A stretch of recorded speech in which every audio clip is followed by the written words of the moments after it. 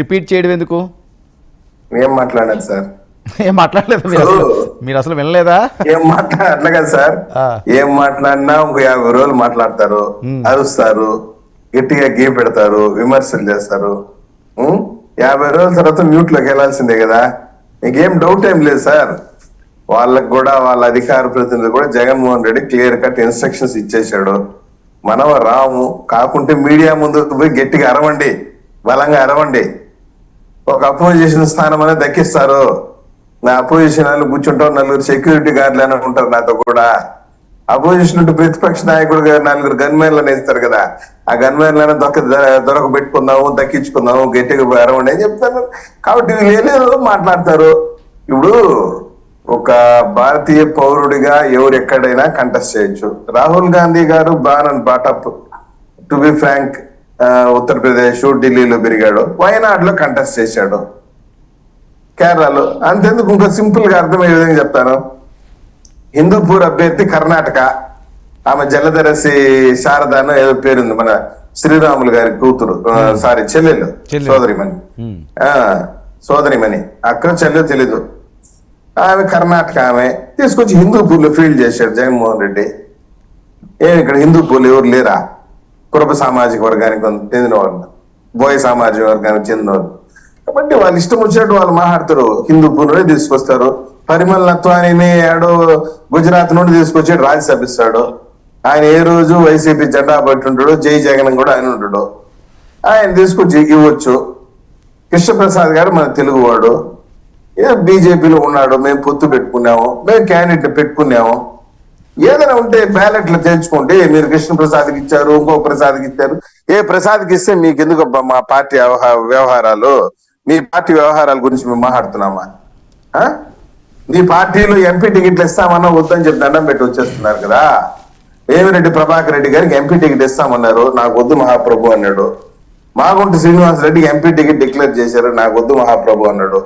ఆయన Gummanuru జయరామ్కి Kurnool MP ticket ఇస్తే నాకు వద్దు మహాప్రభు అని చెప్పి వచ్చేసాడు. చాలా మంది ఈ విధంగా, నేను ఈ లిస్ట్ చెప్పి చాలా పెద్ద లిస్ట్ చెప్పగలను.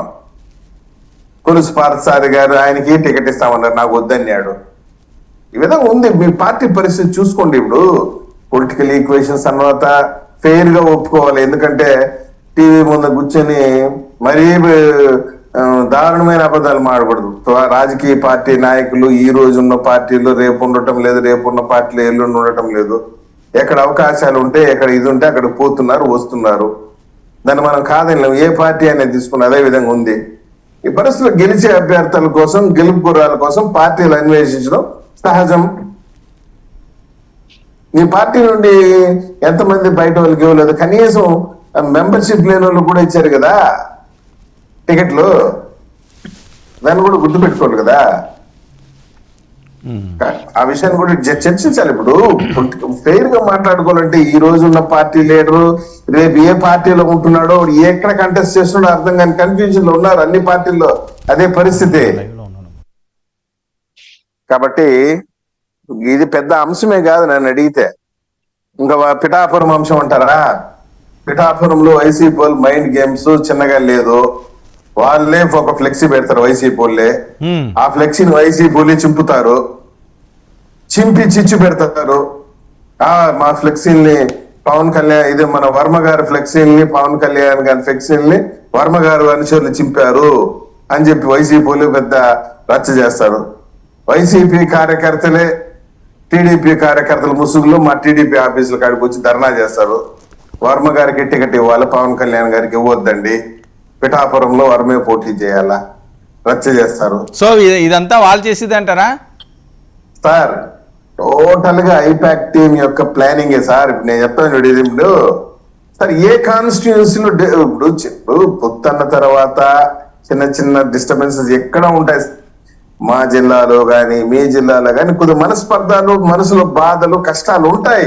అవన్నీ టెంపరీనే కదా సార్. ఏంటి కాదు, మహాసేన రాజేష్ సంబంధించి ఏంటి అంశం? ఆయనకి టికెట్ క్యాన్సిల్ చేశారట, జనసేనకి అక్కడ కేటాయించారట. సార్ ఇప్పుడు మహాసేన రాజేష్ గారికి పి గన్నవరం డిక్లేర్ చేశారు.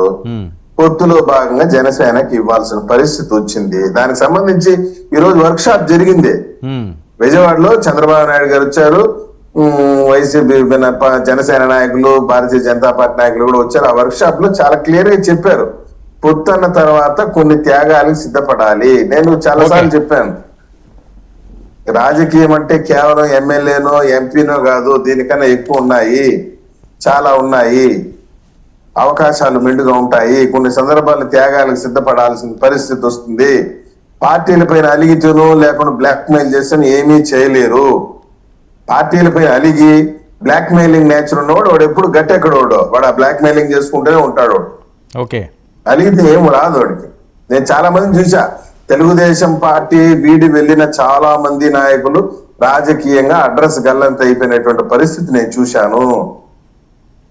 కొందరు పార్టీ వీడి వెళ్ళిపోయి మహామహులు కూడా సో హెచ్చరిస్తున్నారు. పక్కగా దీని లైవ్ లో దీన్ని టేక్ ఇట్ ఫర్ గ్రాంటెడ్. ఎవరైనా పార్టీని ఇప్పుడు సార్ ప్రాక్టికల్ గా ఉన్నట్టు ఇప్పుడు పార్టీ హైకమాండ్ బ్లాక్ మెయిల్ చేసేవాడు లేదంటే అలిగేవాడు ఏమైపోతుంది, 2 రోజులు ఇప్పుడు ఒక వ్యక్తిని అలుగుతాడు అనుకుందాం, పార్టీ వీడియో వెళ్ళిపోతాడు అనుకుందాం, నిజంగానే పార్టీ పనికొస్తాడని అనుకుందాం. పార్టీ హైకమాండ్ ఏం చేస్తుంది, 2 రోజులు బుజ్జగిస్తుంది, నచ్చ చెప్తాది, వద్దు నాయన అంటుంది. వాడు మించిపోయి తానే ఓవర్ ఎస్టిమేట్ గా చేసుకునేసి వెళ్ళిపోతే 3 రోజులు న్యూస్ పేపర్ అవసరం ఐటమ్ అవుతుంది, 4 రోజులు ఇన్నర్ పేజ్ న్యూస్ అవుతుంది,